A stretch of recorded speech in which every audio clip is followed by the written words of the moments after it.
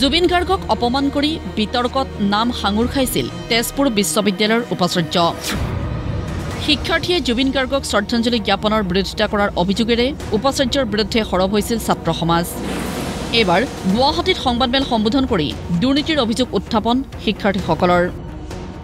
উপাচাৰ্য শম্ভুনাথ সিঙৰ যি কেলেংকাৰী আছে, কেলেংকাৰীৰ কথা ক'ব গ'লে এখন দীঘলীয়া উপন্যাসেই হ'ব। এই বিষয়বস্তুটোত বহুতো বাঘা মানুহ জড়িত হৈ আছে বুলি আমি সন্দেহ ব্যক্ত কৰিছোঁ। দেশৰ মহামান্য উচ্চতম ন্যায়ালয়ৰ বৰ্তমান কোনোবা এজন ন্যায়াধীশ বা অৱসৰপ্ৰাপ্ত ন্যায়াধীশৰ নেতৃত্বত এখন তদন্ত সমিতি গঠন কৰা হওক।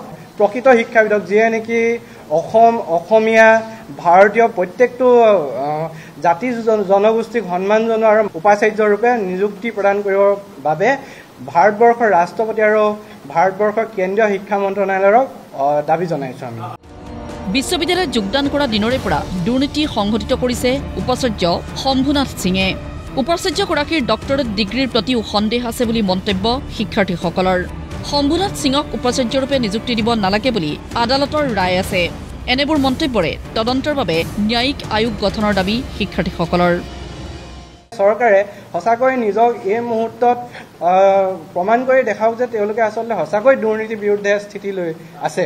আমাৰ দেশকে 12 কোটিৰ ওপৰৰ কেলেংকাৰী এটা আমি দেখিবলৈ পাওঁ। কিতাপৰ নামত আৰু বিভিন্ন ধৰণৰ পাৰ্চেজেছৰ নামত হোষ্টেল ডেভেলপমেণ্ট পাৰ্চেজেছ বা নতুনকৈ যিবিলাক হোষ্টেল কনষ্ট্ৰাক্ট হৈছে তাৰ কিছুমান পাৰ্চেজেছ টেনিয়ৰ 2.5 years হৈছে এতিয়া। সেই 2.5 years টেনিয়ৰত তেওঁ 388 days কেম্পাছত মানুহজন নাই আৰু সেইখিনি এতিয়ালৈকে অকল নেশ্যনেল ট্ৰেভেলৰ ডিটেইলছ আমি পাইছোঁ। কিন্তু তেওঁৰ এইখিনিৰ লগতে there are foreign travels, foreign trips also' that he has done in his tenure of 2.5 years। ৰাষ্ট্ৰপতি, প্ৰধানমন্ত্ৰী, কেন্দ্ৰীয় মন্ত্ৰী, মুখ্যমন্ত্ৰীলৈ বিভিন্ন অভিযোগ উত্থাপনেৰে প্ৰেৰণ কৰিছে পত্ৰ। কিন্তু তাৰ পিছতো কিয় ব্যৱস্থা লোৱা হোৱা নাই বুলি ক্ষোভ উজাৰে সংবাদমেলত। জুবিন গাৰ্গৰ মৃত্যুৰ সময়ত সৃষ্টি হোৱা সংঘাতৰ পাছৰে পৰা দুৰ্নীতিৰ বিৰুদ্ধে প্ৰতিবাদ কৰি আহিছে তেজপুৰ বিশ্ববিদ্যালয়ৰ শিক্ষাৰ্থীয়ে।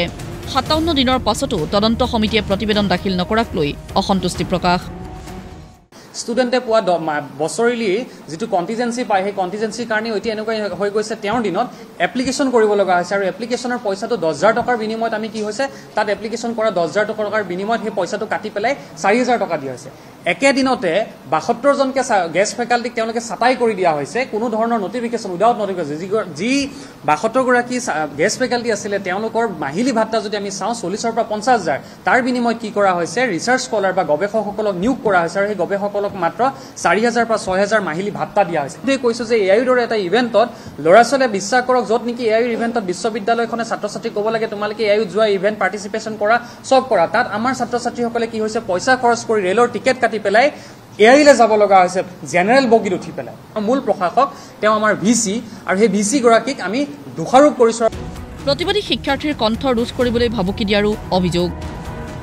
প্ৰতিবাদত থকা ছাত্ৰ ছাত্ৰীসকলক এটা অচিনাক্ত একাউণ্টৰ পৰা হত্যাৰ ভাবুকি দিয়াৰ উপৰিও যদি প্ৰতিবাদত আমি মিলা মিছা কৰিব বিচাৰোঁ, মোকামিলা কৰিব বিচাৰোঁ, 30,000 টকা দিয়া যি ভাবুকি আছিল সেয়া আমি ইতিমধ্যে অসম আৰক্ষীৰ ওচৰত আমাৰ বিশ্ববিদ্যালয়ৰ কৰ্তৃপক্ষৰ ফালৰ পৰা এখন এজাহাৰ দিয়া হৈছে।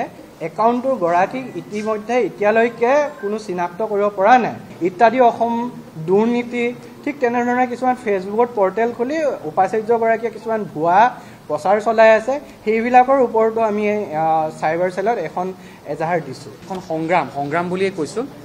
যোৱা ইমানকেইটা দিনে চলি আছে অকল কেৱল মাত্ৰ আমাৰ জুবিন গাৰ্গৰ ঘটনাটোক লৈ পেলাই হ'ল। জুবিন গাৰ্গ এই মাধ্যমটোত গোটেই এই মুভমেণ্টত আমাৰ সাহস। যোগদানৰ পিছৰে পৰা অধিক সংখ্যক দিন উপাচাৰ্যগৰাকী বিশ্ববিদ্যালয়ত উপস্থিত নথকাৰো অভিযোগ শিক্ষাৰ্থীসকলৰ। একনায়কত্ববাদ চলাই শৈক্ষিক পৰিৱেশ বিনষ্ট কৰাৰো অভিযোগ।